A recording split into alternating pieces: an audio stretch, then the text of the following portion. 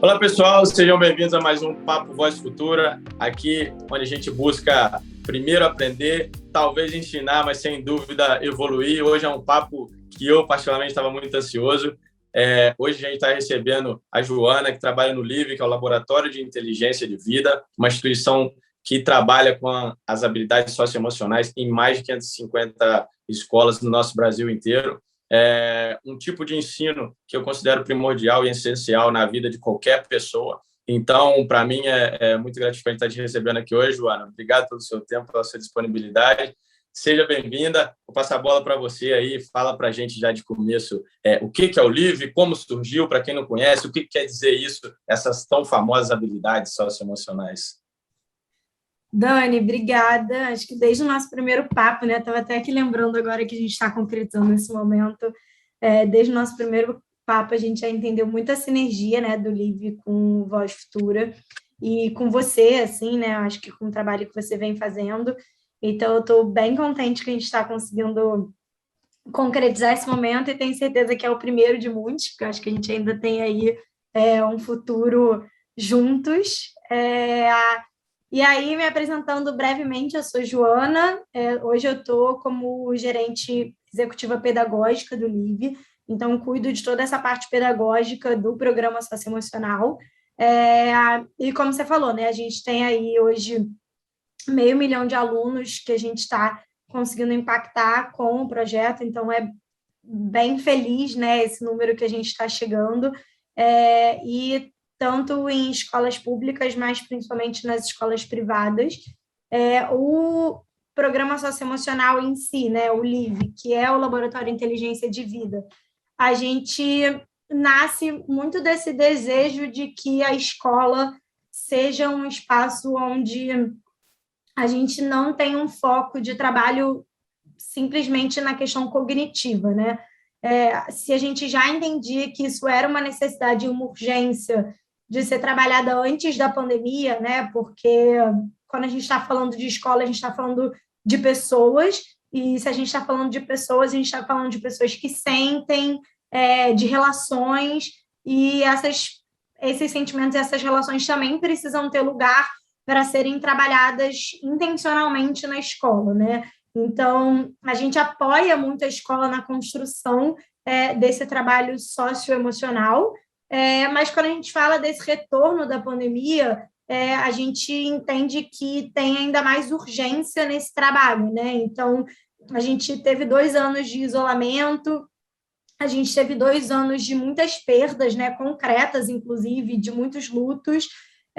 Então, a gente entende que esse momento é um momento ainda mais primordial para esse trabalho acontecer dentro da escola, né? A gente brinca, né, que as nossas escolas, quando elas viram nossas parceiras, a gente fala que é uma escola que sente. E a verdade é que todas essas escolas sentem, né? Só que algumas estão optando não falar sobre isso e fingir que esse tema não é relevante, e outras estão optando pelo mais trabalhoso, que a gente sabe que não é fácil, mas quer falar sobre essas questões dentro da escola, né? E o LIVE vem um pouco como esse apoio, né? Então, obviamente, a escola segue tendo a sua autonomia, tendo as suas crenças, né? Eu acho que cada escola é uma escola diferente, pensando em região do país, pensando em um aspecto sociocultural, mas o LIVE chega como um apoio de um trabalho intencional, né? Antes a gente, às vezes, tinha muito essa cabeça que uma pessoa específica na escola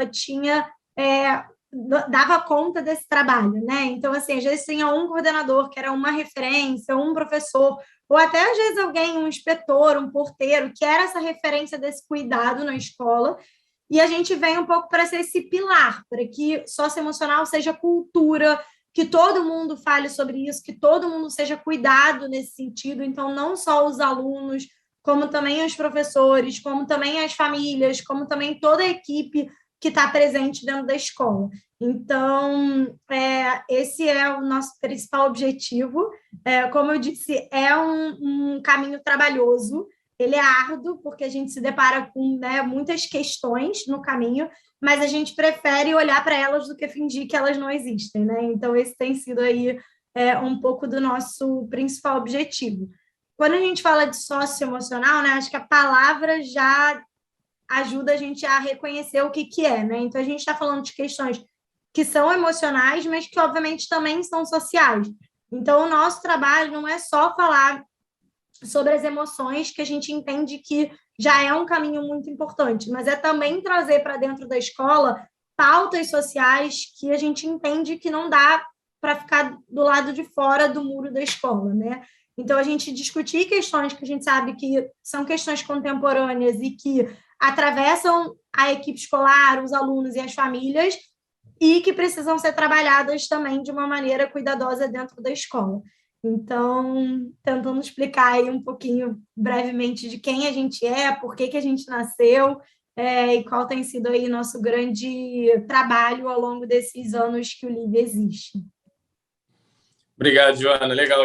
Quando eu escuto falar disso, realmente eu me sinto muita alegria, assim, como eu falei para vocês, nosso primeiro papo, saber que existe uma instituição tão séria que trata disso, me orgulha, porque é uma coisa que eu sempre via como em falta realmente na nossa sociedade e principalmente uma coisa que não estava focada na formação de pessoas desde o começo.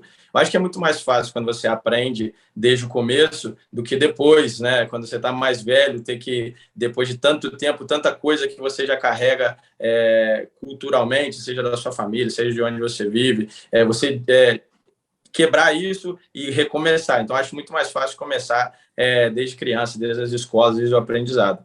E já falando disso, essa é a minha pergunta. Você tratou de pandemia, eu queria falar duas coisas. A primeira é exatamente isso.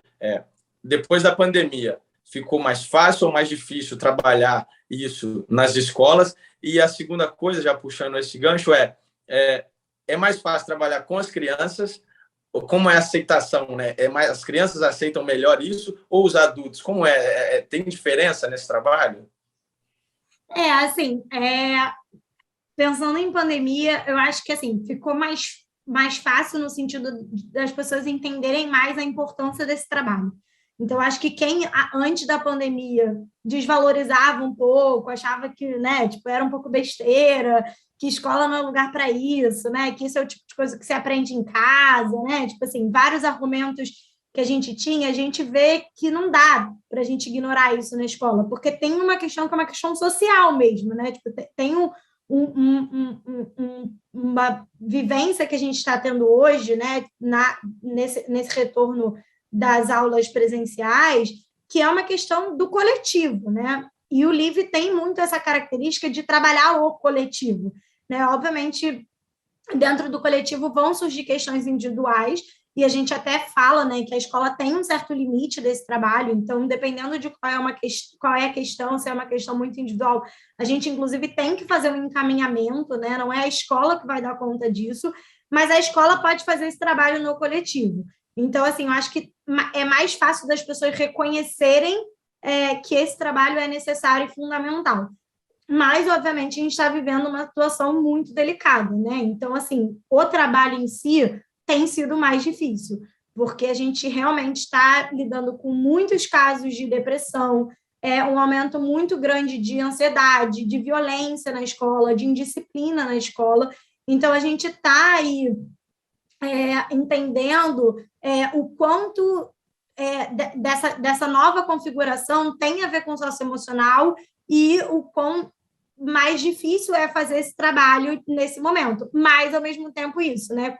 Quanto a escola que voltou desse tempo de pandemia muito preocupada em recuperar o conteúdo, né, que não conseguiu dar durante esses 2 anos, esqueceu muitas vezes, ou deixou de lado muitas vezes, de acolher esse estudante, né? De acolher essa equipe escolar, de entender o que foram esses 2 anos que passaram, que escola é essa que eles estavam esperando voltar, né? Assim, como é voltar para uma convivência com outras pessoas, né? Assim, outras pessoas que não são a minha família, ou outras pessoas que não estão só virtualmente em contato comigo.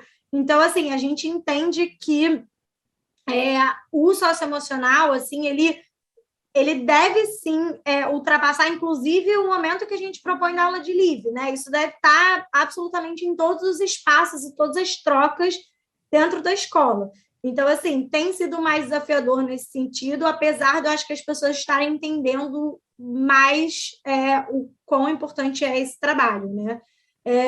E aí, falando disso que você falou, Dani, assim, é isso. A gente, por exemplo, aqui no Brasil, a gente tem dentro do currículo do ensino médio, né, do novo ensino médio, que a gente teve aí uma mudança, o trabalho de projeto de vida, né? Então, um pouco esse estudante pensando quais são as perspectivas dele pós-escola, né? Tipo assim, qual carreira ele quer escolher e tudo mais.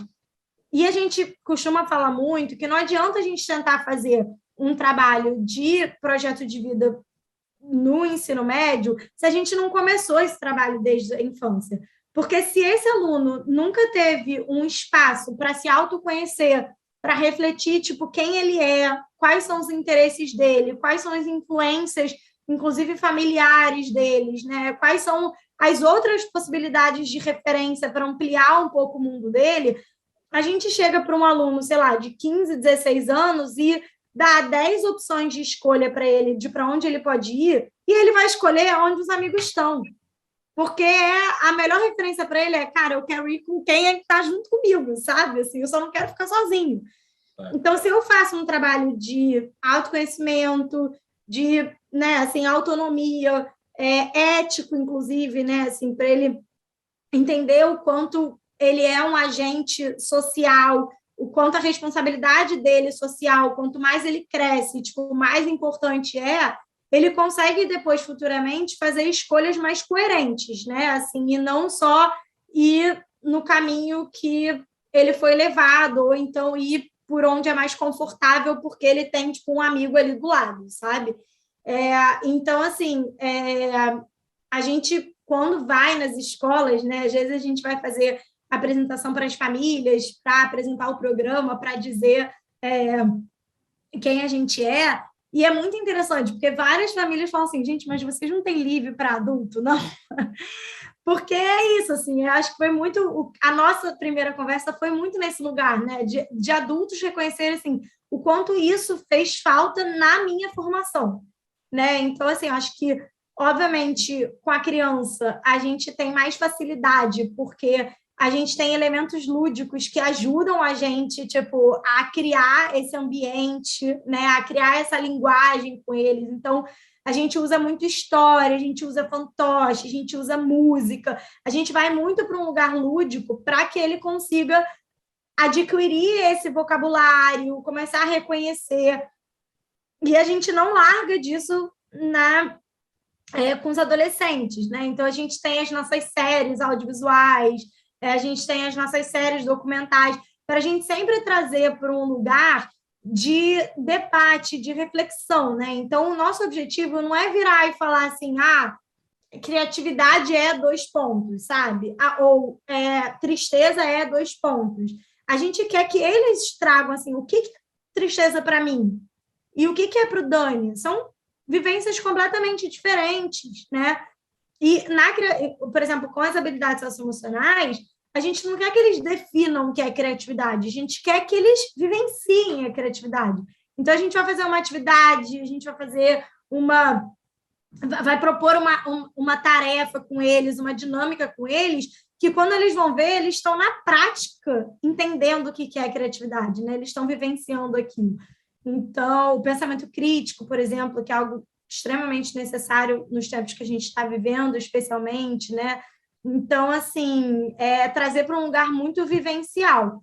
E aí, nesse sentido, eu acho que talvez o trabalho dentro da escola, nem digo que é mais fácil, né? Mas o terreno já está um pouco montado, assim, né? Eu acho que a gente quebrar um pouco as durezas do adulto, né? Para vivenciar essas vivências, essas dinâmicas, é um pouco mais complexo, assim, né? Mas a gente continua fazendo e continua acreditando que todo mundo tem tempo aí para trabalhar essas questões socioemocionais, né? Mas a nossa expertise vem sendo nessa faixa etária aí das crianças até o final dos anos escolares, né? Claro. É engraçado porque eu costumo conversar com muita gente assim, Joana, e sempre falar da minha experiência que eu comecei a jogar no primeiro time, né, profissional, vamos dizer assim, eu tinha 17 anos. Com 18 anos eu jogava no Santos, que era uma sensação do Brasil, o time mais famoso, mais falado. Então eu sempre digo que até aquele momento dos 18 anos, onde eu não era conhecido, não era famoso, não tinha uma condição financeira que eu passei a ter, né? Não tinha o reconhecimento nem a pressão que eu tive a partir daquele momento, eu costumo dizer que eu não tive problemas emocionais. Os meus problemas emocionais na minha vida passaram a existir a partir desse momento, onde eu tive muita pressão, onde eu passei a ser reconhecido, onde eu passei a ter que lidar com a parte financeira muito diferente do que eu tinha. Então, eu comecei a pensar que, né, depois, em 2016, quando eu vim a conhecer esse trabalho, né, de desenvolvimento das habilidades socioemocionais, coisas como a gestão do erro, coisas como a imagem que você tem de você, a história que você se conta, que na realidade não é a história que é a real, sabe? Várias coisas nesse sentido que eu passei a entender que é muito importante, desde criança, você ser formada dessa maneira. É muito importante você saber reconhecer o que você está sentindo, o que você quer. Também entender que você não pode ser refém das situações, que aquilo vai passar, né? Você tem que ser um pouco linear em relação a tudo. Isso eu passei a entender em 2016, quando eu comecei a conhecer tudo isso. Mas o que eu queria dizer é que dá tempo, né? Dá tempo. Por mais que eu não tenha aprendido isso quando eu fui criança, eu não tenha tido essa formação, dá tempo. Se você se dedicar, se você estiver aberto a isso, dá tempo de você mudar, dá tempo de você aprender, dá tempo de você passar a reconhecer, independente da idade. Eu perguntei muito isso porque eu batalho muito isso assim ao meu redor, assim, com quem está comigo. E assim, existe, por exemplo, uma dica, assim, uma coisa que você possa me dizer, sabe, para eu poder estimular as pessoas, os mais velhos, né, os adultos, a falar, cara, olha para essa área, olha para essa parte, porque isso vai te dar qualidade de vida, sabe? Uma dica concreta, assim, porque a gente fala muito, né? Habilidades socioemocionais, sentimentos e todo esse tipo de coisa, mas concretamente falando, o que eu posso falar para uma pessoa do meu redor, assim, para eu poder convencer ele a pelo menos escutar, entender, estudar um pouquinho em relação a isso? Eu acho que isso que você falou, né, Dani, me lembra muito. É, é isso, assim, acho que a gente vem ouvindo nos últimos tempos falar muito sobre vulnerabilidade, né? Por exemplo, e vulnerabilidade, a gente fala, não, seja vulnerável e tudo mais. Vulnerável a gente é.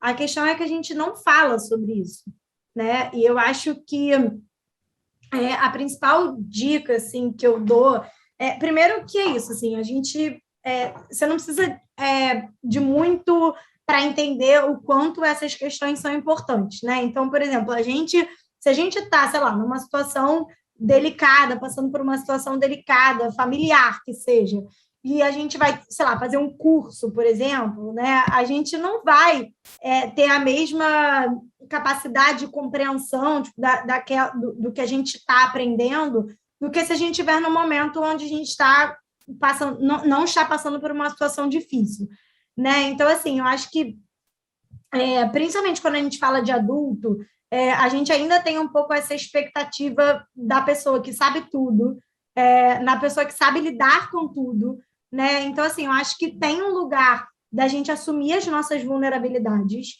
né? Assim, a gente não precisa, tipo, saber de tudo, né? Eu acho que essa era, né? Eu vejo, por exemplo, o movimento de Twitter, né? Assim, acontece alguma coisa, todo mundo tem sempre uma opinião para dar, né? Assim, então a gente sempre está pronto para falar com muita de maneira muito profunda alguma coisa que a gente não tá sabendo pela primeira vez, sabe? Assim, então, assim, e aí o que eu acho que tipo, é mais interessante é que não adianta eu virar para alguém e falar assim, vulnerabilize, porque também não é fácil, né? Então, eu acho que o principal caminho é a gente encontrar espaços e redes de apoio seguros onde a gente pode, sim, se vulnerabilizar. Né? A gente não vai se vulnerabilizar em qualquer lugar, mas a gente precisa ter algum lugar, algum grupo, alguma rede de apoio onde esse espaço é um espaço de acolhimento para você. Que seja uma pessoa, sabe? Mas quem é essa pessoa que eu posso ali falar, tipo, aonde está doendo, o que não está legal, onde eu posso né, elaborar um pouco quais são as minhas questões, porque socialmente a gente é cobrado na pressão, sabe? A gente tem que estar sempre bem, a gente tem que estar sempre respondendo, a gente tem que estar sempre produzindo, né? Assim, qual é o lugar que a gente encontra para, sabe, tirar essa casca, né? Tipo assim, essa armadura que a gente tem enquanto adultos, e eu acho que, né, você ainda tem esse impacto de ser uma figura pública, né? Assim, então, tipo, quanto existe uma expectativa em cima de você em relação a todos os comportamentos, a tudo que você faz, né? Então, assim, o quanto quais são os espaços que a gente consegue ter segurança, né? Assim, para estar mais vulnerável, sabe? Assim, para encontrar um espaço para não ter certeza de tudo, sabe? Para não ser o grande herói, assim, né? A gente e aí eu acho que uma segunda dica, assim, até falando num lugar já de família, né? Porque óbvio que a gente está falando de um lugar muito de educação, né? Do ambiente da escola. Mas os adultos, enquanto familiares dos seus filhos, também podem trabalhar isso com seus filhos em casa, né? Então, quantas vezes a gente abre um diálogo com os nossos filhos verdadeiros, assim, né? Tipo, para a gente realmente escutar o que eles têm para dizer para a gente, não só o que a gente quer que eles digam, né? Assim, então, acho que outra dica, assim, falando já do adulto enquanto, né, um responsável por uma criança, eu acho que a gente também ser essa figura segura onde a criança pode trazer essas questões. E aí, quando a gente cria esse ambiente, a gente aprende com os nossos filhos, né? Tipo, a gente aprende com eles, porque eles trazem isso de maneira tão natural, né? Se eles não são tolhidos, que a gente também acaba aprendendo com eles, né? Então, assim, a gente também tem essa oportunidade de ser um pouco criança nesse lugar, sabe? Assim, de poder falar o que não gostou, sabe? O que está sentindo, com um pouco mais de naturalidade, assim, né? Do que a gente adulto que fica cheio de... Fica mirabolando, né? Fica mirabolando. Exato. É verdade. Eu quero falar, você trouxe um gancho, eu quero te perguntar um pouco o que você acha, uma outra coisa, mas eu quero falar já disso dos filhos, né? Porque é engraçado, eu como pai, assim, você foi falando, assim, eu fui desenhando, assim, e pensando em várias coisas em relação aos meus filhos, né? Porque é uma tarefa árdua, sinceramente, ser pai e mãe sempre, mas nos dias de hoje, principalmente, onde existe uma pressão por você ser o pai perfeito, a mãe perfeita, a família perfeita, né? Porque existem redes sociais, toda essa coisa, toda essa pressão, né? E você encontrar o equilíbrio justamente entre ser pai e saber exatamente aquilo que você tem que impor para o seu filho, e ser pai e saber aquilo que você tem que dialogar e abrir um canal de reflexão com ele, né? Então, eu busco sempre com meu filho, com meus filhos, né? O Miguel tem 7 anos, o João tem 3, principalmente o Miguel, que já tem uma idade assim um pouco mais, que consegue refletir mais, eu busco com ele sempre falar, filho, se você fizer assim, vai acontecer assim. Então, o que você acha que tem que ser feito? Sabe? Tentar fazer com que ele reflita em coisas básicas, como, por exemplo, não sei, o horário de deitar é às 9, né? Então, o horário de botar o pijama, fazer todas essas coisas é às 9, vai para a cama. No outro dia, ele sabe que ele tem que acordar às 7h30 para ir para o colégio. E às vezes ele fala, papai, eu posso assistir mais um episódio na TV? Eu falo, filho, olha, se você assistir mais um episódio, você vai demorar mais 40 minutos a dormir, você vai dormir mais tarde, vai chegar amanhã, você vai ficar com muito sono para ir para a escola.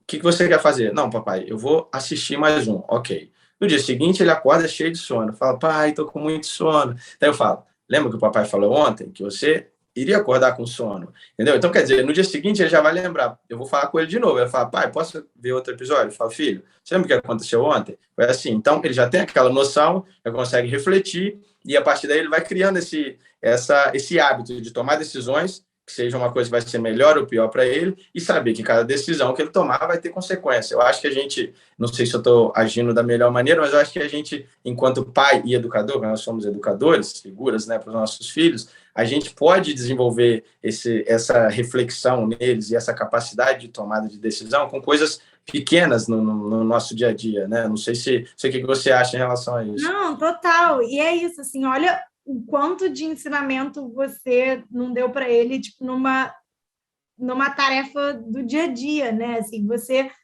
não impôs, porque às vezes você vai precisar impor, né, como pai, e faz parte, mas você entendeu que isso não ia prejudicar ele a ponto de, né, da sua imposição ser relevante. Então você falou, vamos experimentar, né? E aí, tipo, no dia seguinte, você dá a oportunidade, tipo, de na experiência ele refletir, né, o que é melhor, né? Então, assim, o outro caminho seria você falar assim, não, acabou, a gente combinou, 9 horas é o horário de dormir, chega, apaga... E, assim, aonde que ele ia aprender nesse processo, né? Tipo, a única coisa que ele ia aprender no final é que você, tipo, é quem manda, então ele vai sempre precisar te obedecer. Mas talvez ele não consiga entender verdadeiramente o porquê que, quando você diz que um episódio a mais deixa ele cansado, porque ele não vai ter vivido a experiência. Então, assim, eu acho que é esse o caminho mesmo, assim, e é o que a gente estava falando lá no começo, quando a gente estava falando do caminho mais trabalhoso, né? Talvez para você, especialmente com cansaço do dia a dia, tipo, com estresse, né? Seja muito mais fácil falar, chega, Miguel, acabou, né? Tipo assim, desliga e vai deitar. É mais trabalhoso você deixar ele assistir, no dia seguinte acordar ele cansado, você sabe que ele cansado pode muitas vezes ficar estressado, e isso tipo, vai impactar a rotina de vocês em outros sentidos, mas você escolheu o caminho mais trabalhoso. E é isso, quando a gente está falando de educação e quando a gente está falando de educação socioemocional, a gente está falando de um caminho que não é fácil, né? Assim, mas que vai ter muito mais frutos a longo prazo em relação a essa relação de vocês, em relação, inclusive, à confiança que ele tem em você, né? Tipo, que não é uma relação só hierárquica, né? Tipo, é uma relação de confiança, assim. Você confiou nele para ele refletir, ele confiou em você de que realmente essa oportunidade que você deu para ele faz ele poder fazer uma escolha no dia seguinte, né? Faz ele poder fazer parte da escolha do que acontece com ele.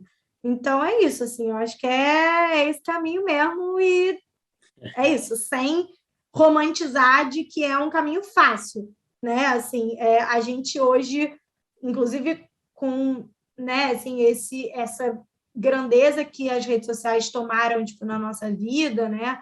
A gente tem oportunidade de acessar pessoas que estão produzindo conteúdo e tudo mais, que falam muito dessa maternidade, dessa parentalidade real, né? Porque antes era uma coisa romântica, né? Assim, era tudo muito perfeito. E agora a gente consegue ter contato com mais gente que está falando sobre a realidade, sabe? Sobre os desafios, sobre o dia que você está cansado e você não vai deixar o Miguel, tipo, pensar 2 vezes. Você vai simplesmente ligar a TV e vai mandar ele dormir.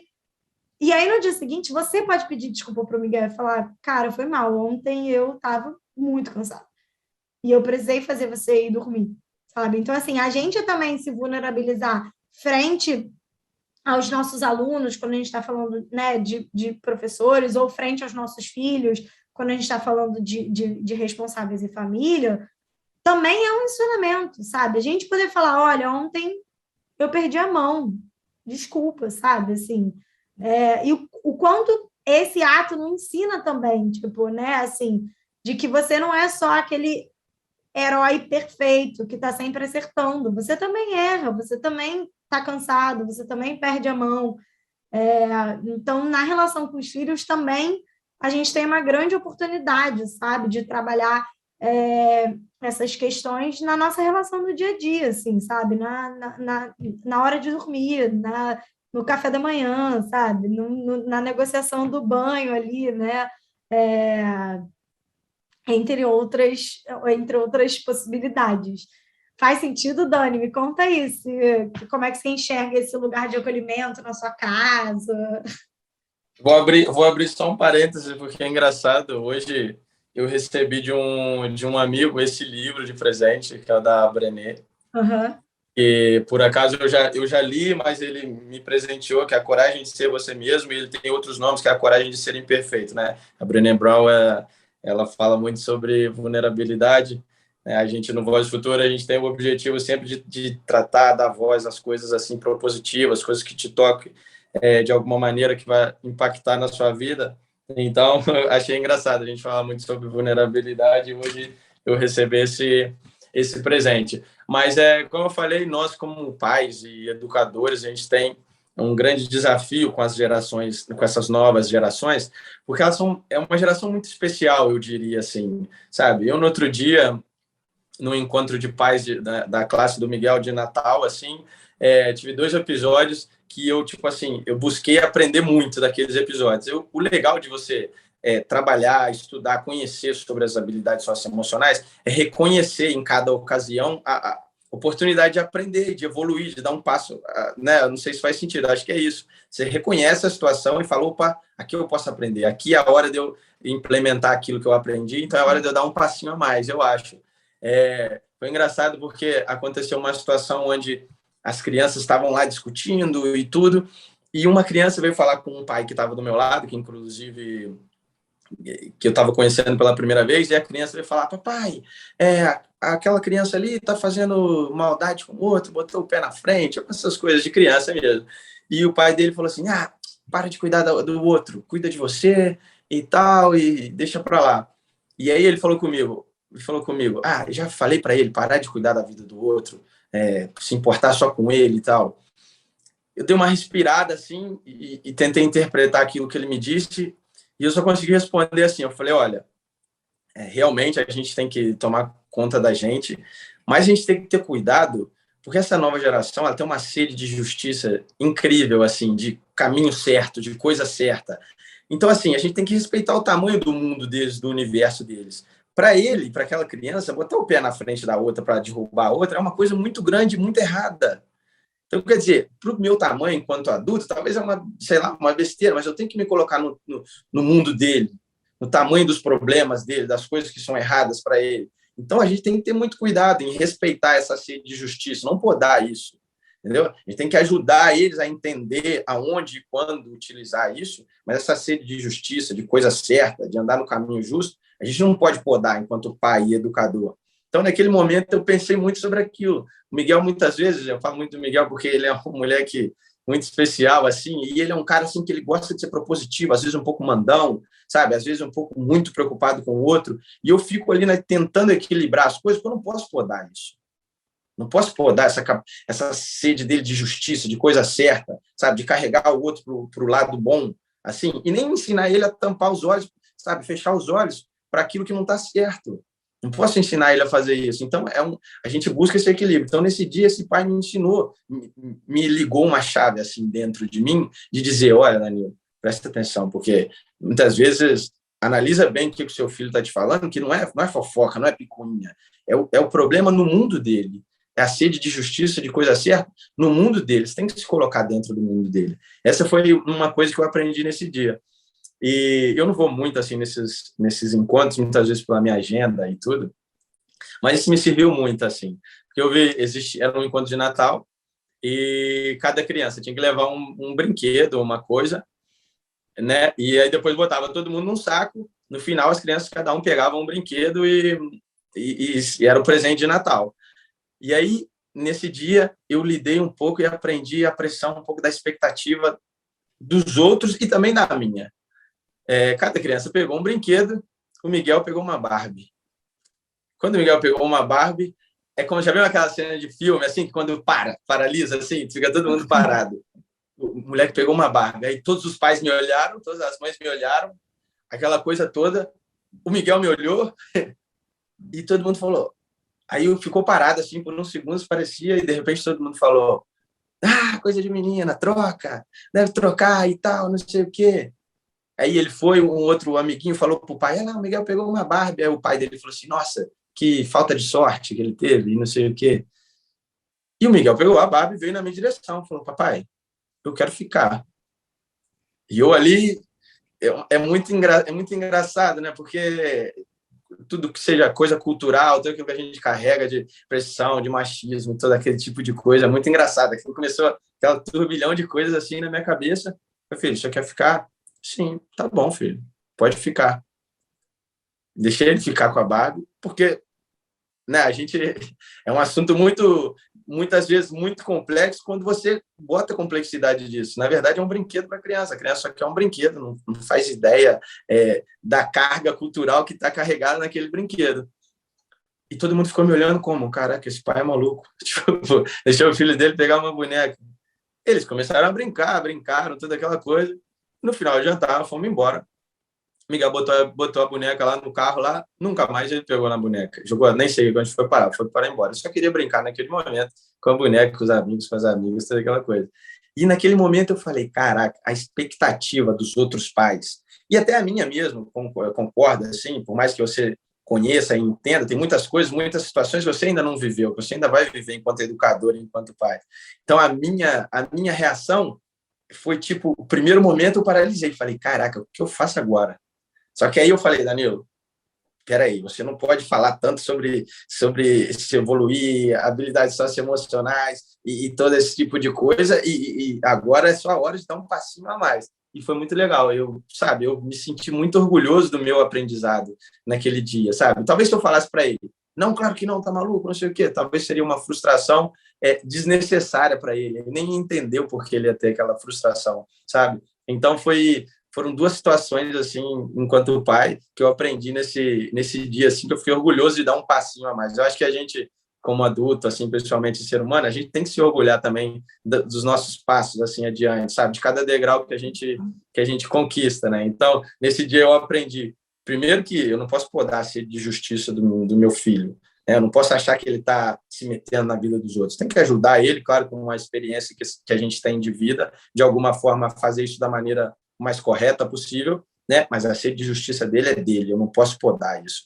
E a outra, que é, o meu filho, ele tem a vida dele, ele não pode ter que atender às minhas expectativas e muito menos a dos pais, de terceiros, dos amigos, das amigas, né? Então, esse dia eu consegui dar um passinho a mais na minha evolução ali, no meu aprendizado, meu trabalho em continuidade, né? Foi bem legal. Não, isso é muito legal, assim, Dani. Eu acho que isso é isso, assim, quando a gente fala de diálogo, a gente está falando sobre isso, assim, né? Sobre escutar quem é aquela criança que, por mais que, né, tenha nascido ali nessa família com você, é um indivíduo diferente de você, né?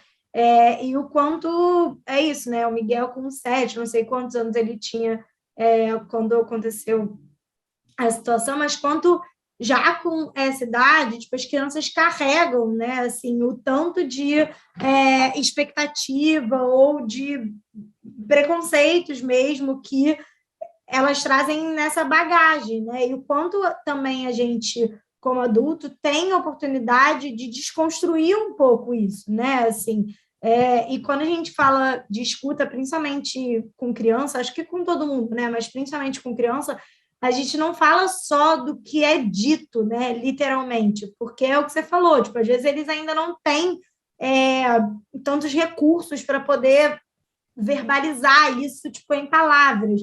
Então, a escuta também tem a ver com corpo, né, tipo assim, como que eles estão reagindo, quais são os outros sinais, né, assim, que não são através da fala propriamente dita, né? Assim, então, você consegue ter uma percepção, se você está sensível, se você está atento, do dia que o seu filho chega em casa e ele está mais cabisbaixo, ou ele está muito agitado, né? Então, assim, você consegue reconhecer outras formas, se você está com essa tensão, né, da escuta, que não é só a escuta, né, literal, mas é do quanto essa criança tem algo a dizer, né, assim, e que a gente precisa criar um espaço para escutar. Então, assim, nessa situação, você viu, né, na reação do Miguel indo até você, que talvez ele quisesse ficar com a boneca, né? Assim, e que não necessariamente ele estava intimidado por todos os outros olhares de, né, assim, de impedir Claro, que isso acontecesse.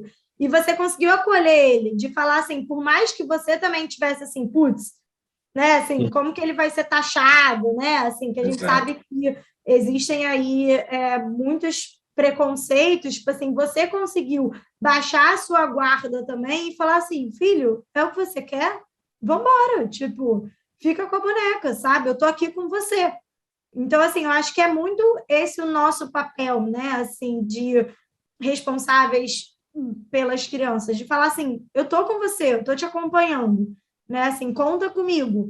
Porque aí, mesmo que depois ele venha passar por qualquer tipo de frustração, ele também sabe que pode contar com você, porque você estava ali para apoiar ele quando ele fez a escolha, né? Então, eu acho assim, é isso, né? Uma vivência, tipo, um dia na escola e o quanto de coisa você não trouxe de volta e o quanto isso não teve um significado enorme na sua relação com seu filho, né? Assim, que repercute em vários outros momentos, entendeu? Então, assim, é muito legal te ouvir, assim, é muito, muito, muito... E é isso, assim, também, sabe, Dani? Eu acho que tem um lugar, né, assim, que o quanto a gente também pode ser algum tipo de agente de mudança nessa troca que você teve com esse outro pai da sala, sabe? Então, assim, às vezes é uma fala ali que você falou para ele que, pô, acendeu uma luz na relação dele que ele pode revisitar, inclusive, outras atitudes que ele tem com o filho. Então, óbvio que a gente, né, assim, vai saber o momento certo, né, de ter esse tipo de fala, mas que a gente também não se silencie, sabe? Porque se a gente tem a oportunidade de contaminar, né, outras pessoas para essa sensibilidade, eu acho que a gente, sempre que tiver a oportunidade, a gente pode minimamente aproveitar dela, né? Assim, porque isso pode ser muito relevante para a relação dessa outra família, né? Assim, onde o filho é escutado, né? Onde ele não é deslegitimado porque tipo ele estava preocupado com alguém se machucar, né? Tipo, onde alguém ouve ele e entende isso como uma coisa relevante. Então, assim, a gente também tem a oportunidade de jogar essas sementes, sabe? Assim, no nosso caminho, assim, né? Claro. E eu acho que, assim, vale a pena seguir esse caminho, desde que você não espere resultados e vitórias assim grandiosas, coisas assim que, sabe, acho que você tem que saber reconhecer as vitórias e os resultados nas pequenas coisas. Assim, eu carrego isso comigo, né? Eu diria, por exemplo, eu tenho uma história muito legal que é o Miguel, por exemplo, um dia ele fica depois do horário das 4 às 5 no colégio fazendo atividade extra. A gente sempre bota um lanchinho para ele, uma coisa a mais. Certo dia eu fui buscar ele e ele falou: papai, hoje aconteceu uma coisa. O Diego ficou também comigo, que é um amiguinho dele, ficou também comigo depois da classe para fazer a extracurricular. E ele não tinha lanche. E ele estava com fome. Eu falei: meu filho, e o que aconteceu? Ele falou: eu peguei meu bolo e dividi com ele na metade. É, a gente, como pai, a gente fica assim. Essa é uma vitória, sabe? Daquilo que a gente busca enquanto aprendizado. Eu me senti assim, cara. Eu falei: caraca, tipo, eu queria fazer yes, sabe? Vibrar, assim, caraca, tá dando certo. Essa é uma vitória, eu acho. Assim, esse é um sinal de que você está indo pelo caminho justo, sabe? Claro que é legal ver os nossos filhos ganhando diplomas, sei lá, sendo aluno de destaque, essas coisas que inflam o ego nosso, que sabe, que é uma coisa que nem sei se é muito correta, mas, cara, ver meu filho falar que ele pensou em dividir o lanche dele com um amigo, porque um amigo não tinha lanche, para mim foi uma coisa, sabe, extremamente, poxa, nem sei dizer o que, sabe, foi um prazer, foi prazeroso ouvir aquilo, sabe, falar, Mas, pô, Dani, a gente super pode celebrar esses momentos. Acho que é para celebrar mesmo, é o que você sim, falou, né? assim. de falar, nossa, que bom que você foi muito generoso, né? Que bom que você pôde dividir. Acho que a gente saber valorizar isso também, né? Eu acho que todos nós, enquanto seres humanos, gostamos de ser reconhecidos, né? E a gente tem essa tendência a reconhecer só o que é, né? Assim, a nota que ele tirou, é, o bom trabalho que ele fez. E às vezes a gente reconhece pouco essas atitudes nas relações, né? Assim, é uma troca, né, dos irmãos, sabe? Onde um ajudou o outro. Quanto a gente pode celebrar isso também, né? Assim, eu acho que isso é muito importante, né? Você, né, assim, que é do esporte, um esporte que é extremamente colaborativo, assim, né? Assim, quantas vezes numa entrevista coletiva, você, por mais que tenha sido, sei lá, a pessoa que fez o gol, você celebra por todo mundo que participou, né? Tipo, por toda a equipe que estava ali jogando junto, né? Então, assim, eu acho que é importante que a gente faça essas comemorações, essas celebrações também, porque senão a gente não passa essa mensagem do quanto isso é significativo, assim, né? Para aquela criança. Então, acho que pode celebrar, pode falar, né? Obrigado. O quanto ele foi generoso, né? Assim, o quanto. E a gente, inclusive, acho que quando celebra, a gente incentiva isso, né? Assim, que eles entendam isso como um posicionamento importante, né? Tipo assim, uma maneira, um melhor jeito de você estar no mundo, de você lidar com o outro, né? Então, assim, celebre Miguel, porque ele está muito maravilhoso. As histórias de Miguel Sim, são. sim, eu fiz, yes. E legal que na próxima vez, no próximo dia, pela manhã, a gente estava em casa organizando o lanche dele e ele falou: Olha, mamãe, preciso. Bota mais um bolo para me levar para o Diego. Eu falei: Boa, filhão, mas está mandando bem. Eu falei para ele. É isso. Legal, isso é uma história que sempre me emociona, assim. Todo mundo fala que você é um pai chorão, que sempre me emociona essa história, porque essa é a recompensa, assim, de que você está indo por um caminho correto, assim. Não existe caminho perfeito, nem o melhor, nem o pior, mas eu acho que é um caminho ideal, assim, para se seguir. Isso me emociona, assim. E eu queria perguntar para você, o que te emociona na vida? A gente está falando tanto de sentimento, assim, o que te emociona? Ai, Dani, é difícil, né? Assim, eu acho que muita coisa me emociona, mas eu vou te dizer assim, eu acho que o que mais me emociona é gente, sabe? É troca. A gente está podendo fazer essa conversa aqui, sabe? A gente poder hoje estar no Brasil, conhecendo escolas completamente diferentes, pessoas completamente diferentes, realidades socioculturais, econômicas, a possibilidade de ampliar meu horizonte, sabe? Toda vez que eu converso com alguém, eu acho que o meu mundo faz assim, né?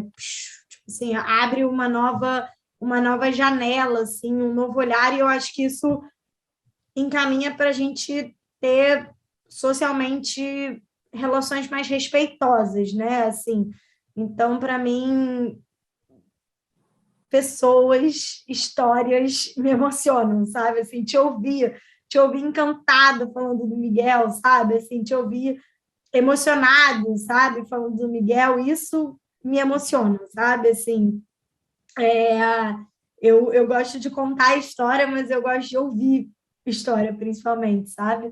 Então, eu sempre fico muito emocionada, assim, sabe? Quando eu ouço...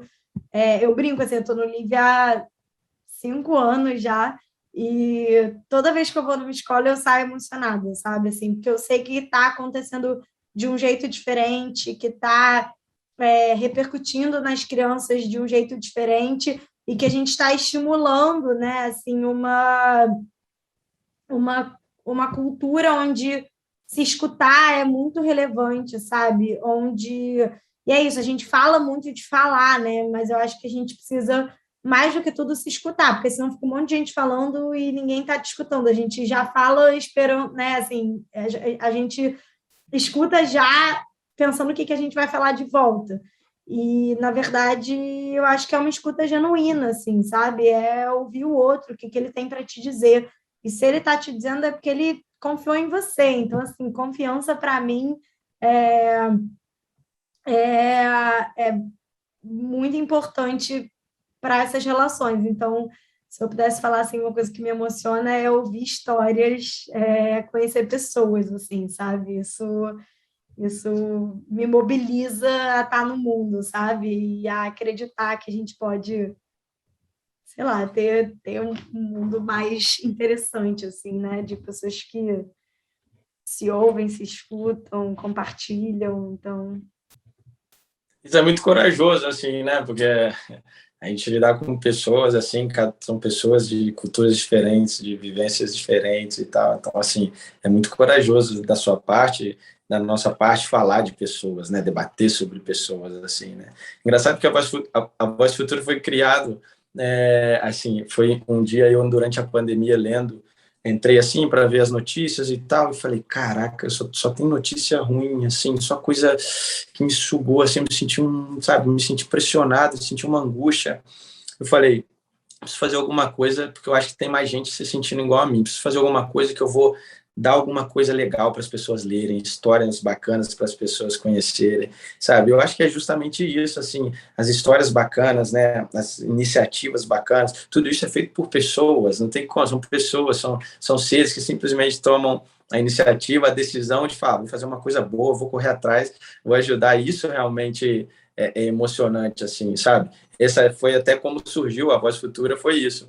E no Live, assim, durante esses 5 anos que você está, tem alguma história concreta, assim, que você poderia dizer, assim, que, sabe, que vocês fizeram a diferença de uma pessoa, mas não uma história, assim, muito mirabolante, sabe? Assim como na minha relação com os meus filhos eu procuro as pequenas vitórias, acho que também no Live, assim, na convivência com todos os alunos, com a sociedade escolar, vocês também têm essa capacidade de ir reconhecendo as pequenas vitórias, assim. Me conta uma história, uma delas, assim.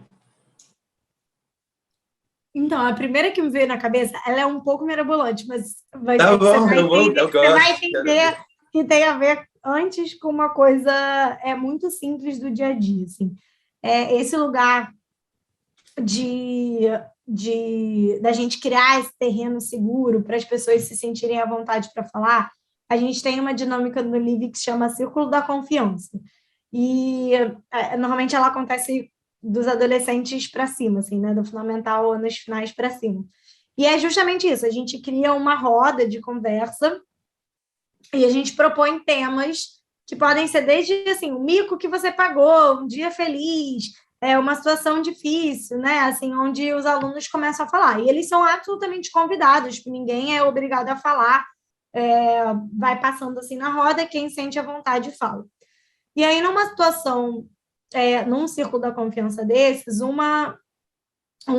a gente sugeriu um tema e uma aluna contou de uma vivência de violência doméstica que ela tinha vivido. E, obviamente, isso causou assim, né, assim, um impacto muito grande na turma, porque, obviamente, quando você escuta isso de uma colega, né, assim, isso gera uma repercussão, e aí, obviamente, a professora deu um contorno e tudo mais, e depois teve uma conversa mais específica com essa menina.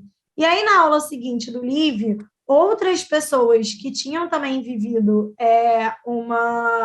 algum tipo de violência em casa entenderam aquele espaço como um espaço onde elas podiam falar, porque elas viram que ali era um lugar seguro. E aí, outras duas meninas também compartilharam situações que tinham vivido. E aí a escola entendeu que isso era um problema muito mais sistêmico, né? Que não era um caso individual de uma aluna, mas que sim era uma coisa que talvez estivesse acontecendo de maneira até mais ampla do que as pessoas imaginavam.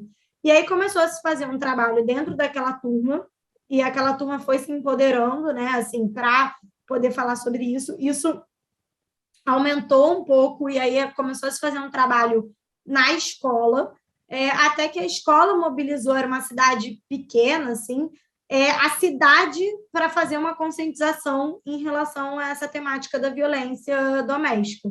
E depois eles conseguiram colocar um dia na cidade onde era o dia da consciência, né, do quanto era importante a gente falar sobre violência doméstica e agir, porque, tipo, tinham muitas pessoas, tipo, naquele contexto que tinham vivências parecidas. Então, assim, o quanto, né, uma situação que aconteceu dentro de uma sala de aula pode depois ter uma repercussão a nível de município, assim, né? Assim, aquela cidade estava envolvida naquela temática, assim, e o quanto isso pode nascer de um movimento dentro de uma escola, né? Assim, mostrando como a escola pode ser esse agente transformador mesmo, tipo, socialmente falando, né? Então, essa é uma história que, assim, eu guardo muito, porque a gente foi acompanhando, né, obviamente, muito de perto, porque era uma situação muito delicada, como que isso ia repercutindo, assim, dentro da escola. E aí, enquanto você estava contando, me lembrou outra história, que aí já é eu como professora de livre, né? Porque por muito tempo eu dei aula de livre também. E num outro círculo da confiança que aí eu fiz com os meus alunos, a gente estava conversando e a gente estava. A proposta do tema era algum colega da turma que você admirasse. E é muito interessante, né? Porque com 14 anos, eles têm muita dificuldade de falar que alguém que eles admiram, ainda mais não sendo uma figura pública, né? Ainda mais não podendo falar de Danilo Luiz, eu tenho que falar de alguém da minha turma, sabe? É verdade.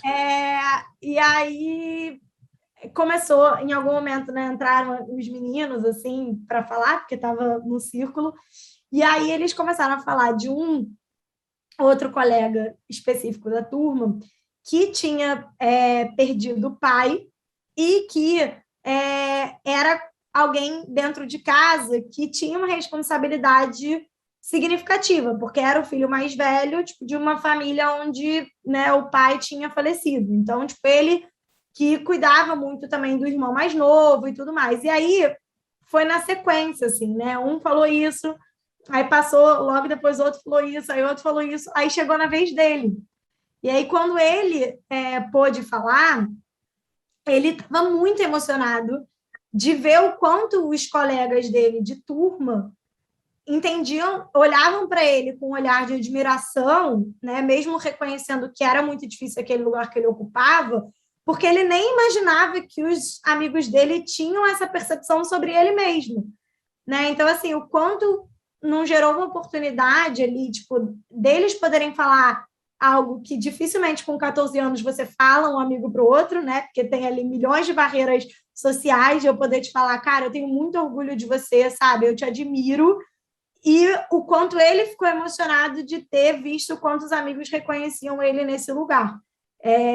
Então, também, outra história, assim, que me emociona muito, assim, porque eu estava, nesse caso, dentro da sala de aula e vi o quanto aquele menino saiu daquela sala muito feliz, assim, né, de ver que os outros amigos entendiam a situação que ele vivia, que definitivamente não era uma situação fácil, então, tipo, não é um lugar de falar, nossa, sabe, tipo, romantizar o lugar que ele vivia, mas reconhecia o quanto ele tinha um lugar, assim, de admiração para os amigos, sabe? Então, foi muito lindo, assim, essa vivência, e a gente pôde depois falar sobre isso também, né? Sobre a dureza de algumas responsabilidades que ele assumia e tudo mais. Então, a gente abriu o campo para poder falar sobre isso também, e foi bem legal, assim. Então, duas histórias aí, uma mais mirabolante e uma menos, mas das muitas coleções de histórias que a gente tem aqui no livro, né?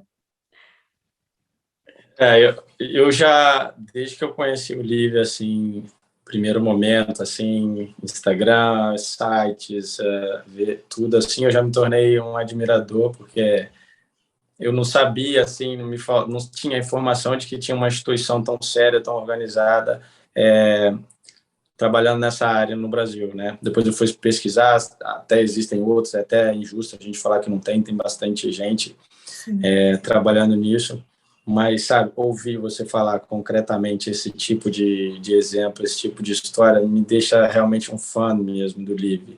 sabe? As pessoas falando com você concretamente, especificamente, e todo mundo que está por trás, né, na estrutura do livro, se importar com isso, porque no final você está se importando com o ser humano, está se importando com o seu próximo. Isso é muito bonito, me deixa, assim, realmente, eu fico até com o tom de voz um pouco embargado, porque não é fácil, a gente vive numa sociedade de correria, de ambições, onde o sucesso é uma coisa que ela é pré-definida, a palavra sucesso é pré-definida, sabe? Então, se importar com o que a pessoa pensa, com o que a pessoa sente, né, com o que ela vai fazer com isso, com como ela vai transformar aquilo, é muito bonito, assim, sabe? Então, dar parabéns é pouco, assim, mas eu sou um fã do livro, tá? Que fique Obrigada, claro Dani. isso. Não, eu acho que é isso, né, Dani? Assim, eu acho que é muito importante falar que esse trabalho ele não pode ser feito se a gente não está falando em conjunto de ética, né? Assim, eu acho que é uma palavra bem importante que a gente tem tipo, cada vez mais enfatizada, tipo, né, dado acho que tudo que a gente vem vivendo e tudo mais, porque tem muita gente, né, assim, na história da história mesmo do nosso mundo, né, assim, que talvez eram ótimos comunicadores, né, que falavam muito bem, mas que não usavam isso de uma maneira boa para o mundo, né? Assim, em alguma medida, assim. Então, quantos, sei lá, líderes mundiais que tinham comunicações incríveis, mas que fazem guerra, né? Assim, ou que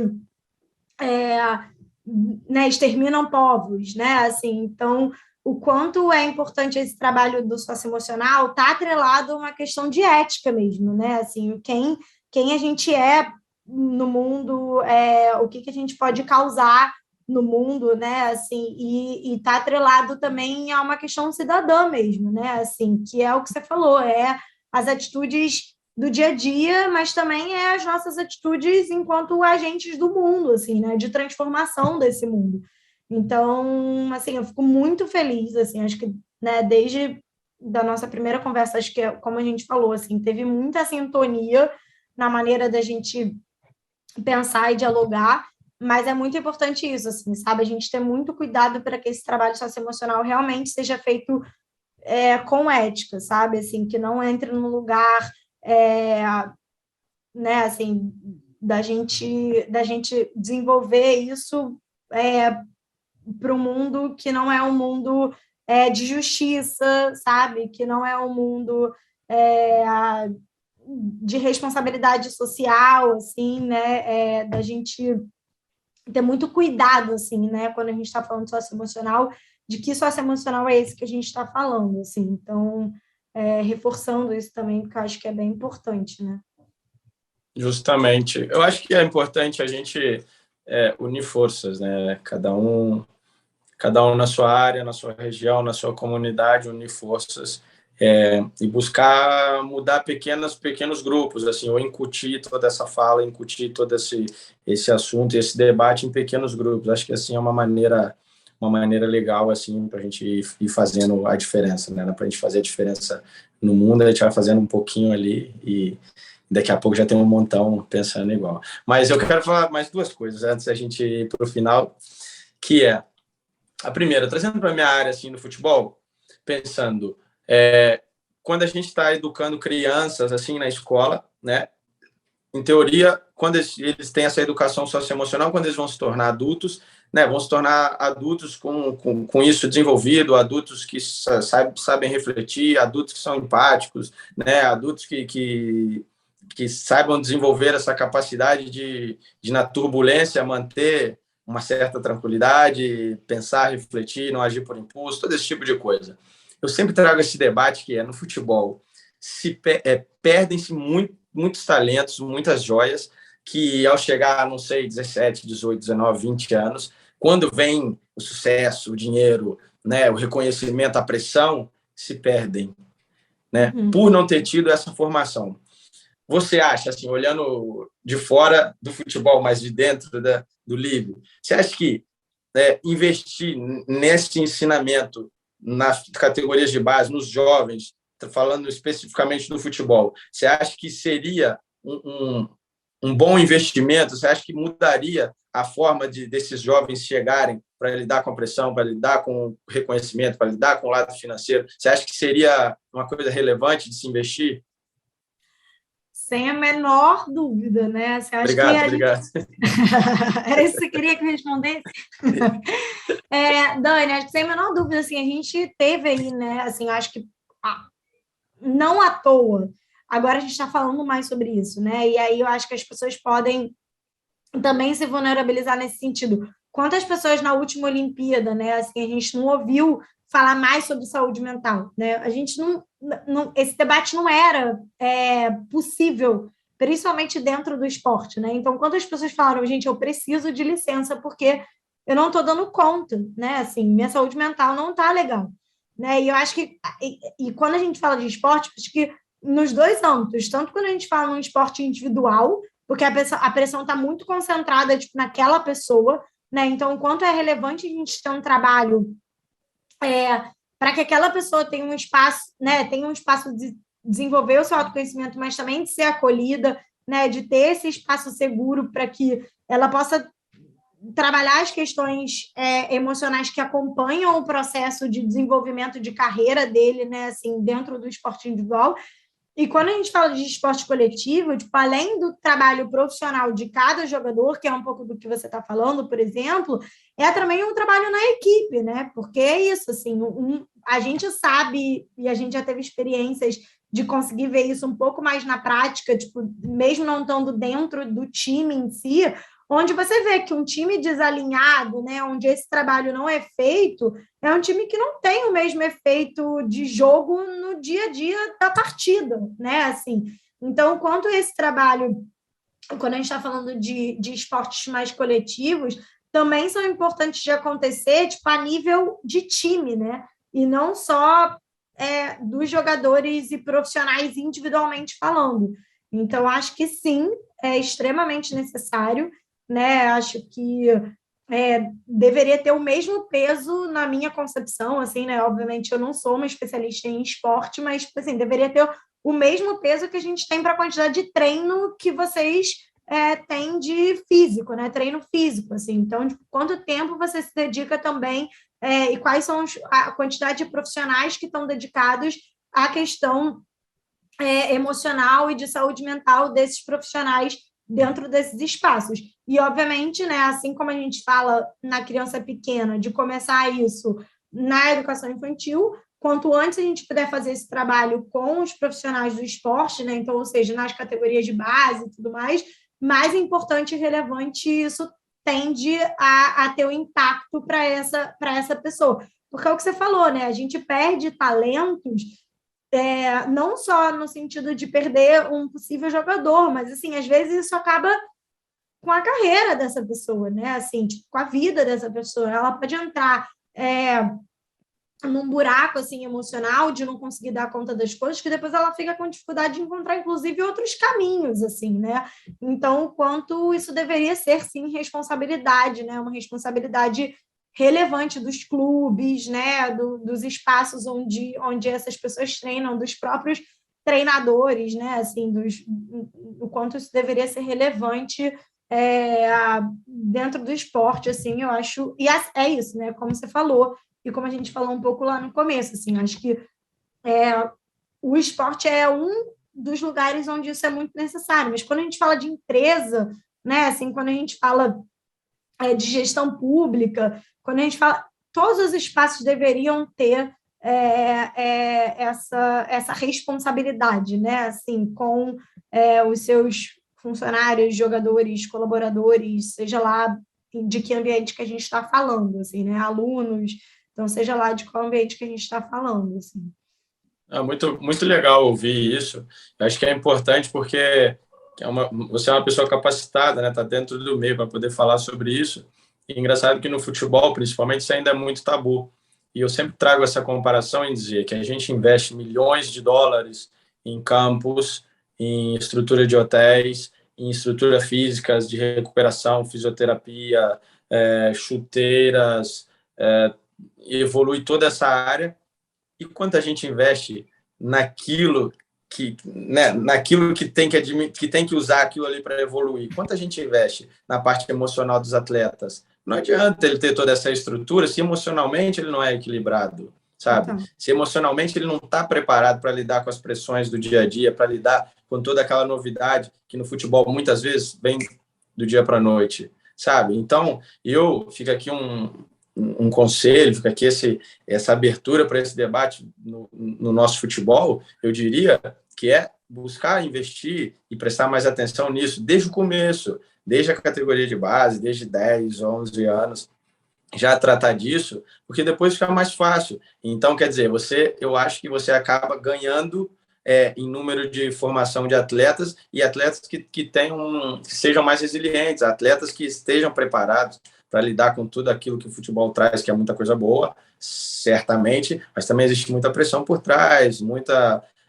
mudança de ambiente, uma vez você está por cima, outra vez você está por baixo, tá? Como lidar com isso? Acho que seria muito importante a gente no futebol tratar mais disso não como um tabu, mas como uma coisa natural, porque certamente traria muitos benefícios para cada clube em si e para o futebol brasileiro em geral, assim, falando a nível de Brasil.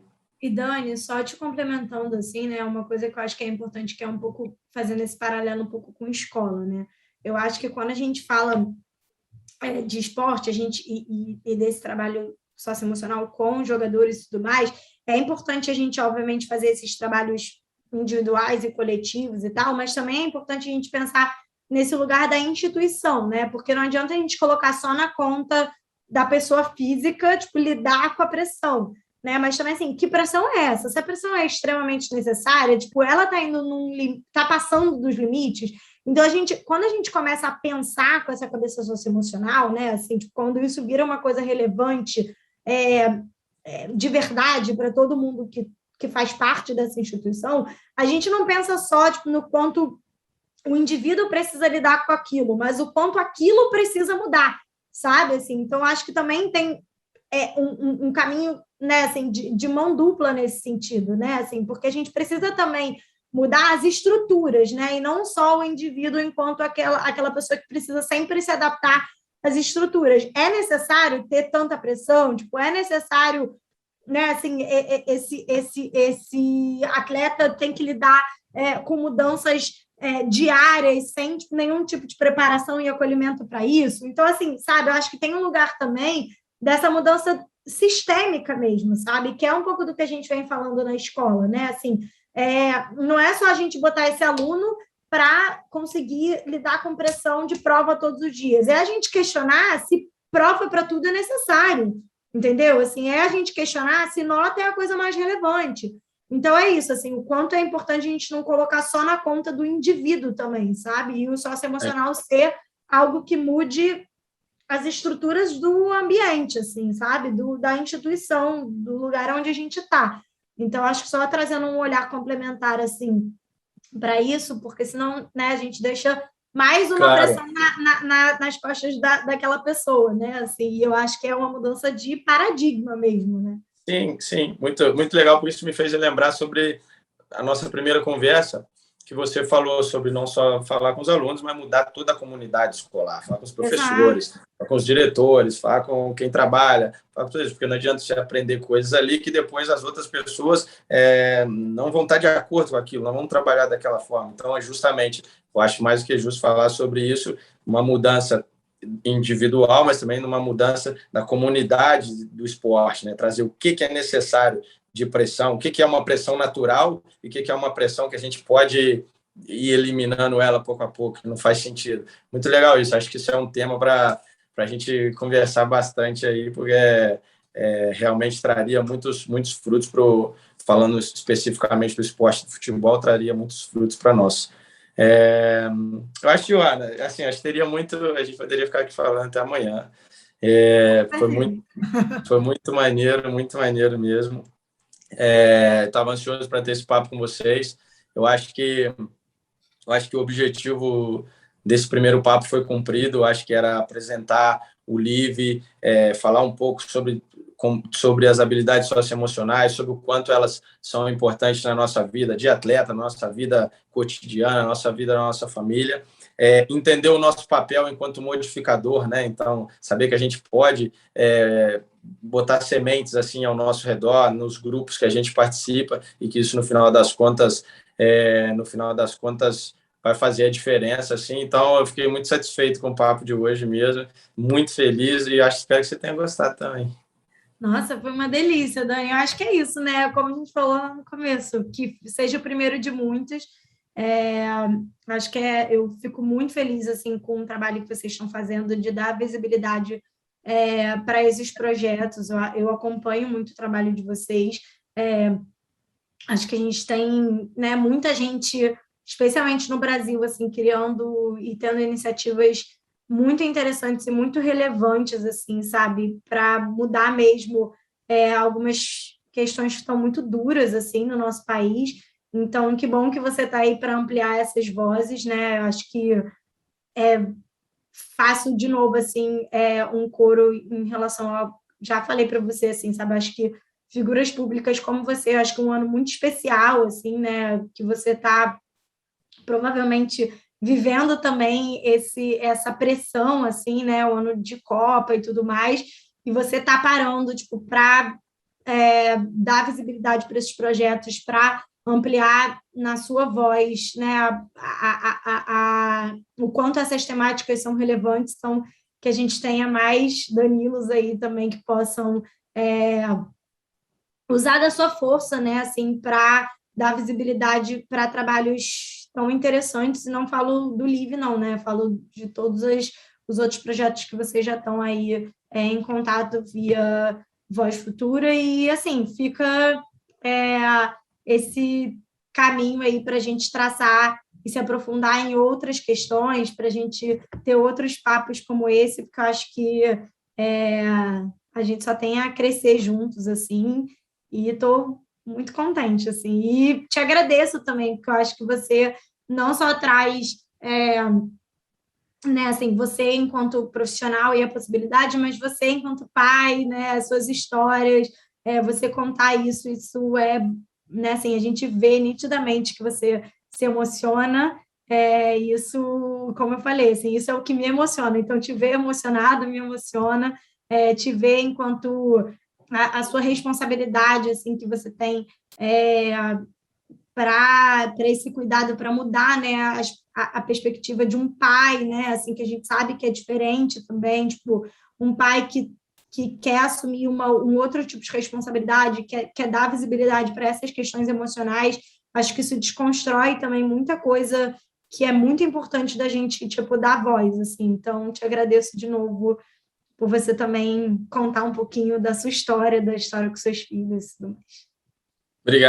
Obrigado, Joana. É bom ouvir isso, saber que a gente está, né, enquanto pai, enquanto integrante do Voz Futura, assim, que a gente está conseguindo atingir um objetivo. Eu espero que seja só o começo. Assim, acho que a gente pode caminhar juntos, que a gente tem muita coisa para fazer. Obrigado mesmo, de coração. E no Voz Futura, a gente sempre busca talvez ensinar, sempre aprender, mas sem dúvida evoluir. Hoje a gente evoluiu muito. Valeu, Joana. Obrigada, Dani. Muito obrigada.